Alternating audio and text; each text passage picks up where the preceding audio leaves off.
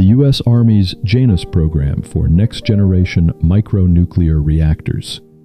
These compact, transportable reactors, up to 20 megawatts each, are designed to plug into existing base power grids or run standalone, delivering clean, constant electricity without the massive fuel convoys that diesel generators need. A single unit can power an entire forward operating base or critical systems during blackouts, and they're small enough to be airlifted by C-17. The big strength is energy independence and resilience. No vulnerable fuel lines, silent operation, and years of fuel in a tiny core.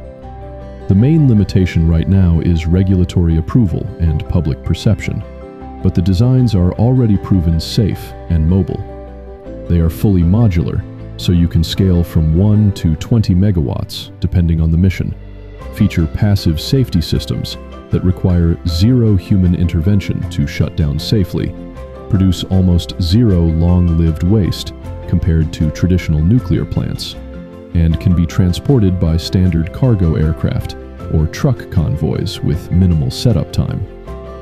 The program officially launched in October 2025, with 9 potential base sites selected in November 2025, and it's most known for the Army's plan to have the first operational micro-reactors at installations by 2030 to cut reliance on fragile supply lines.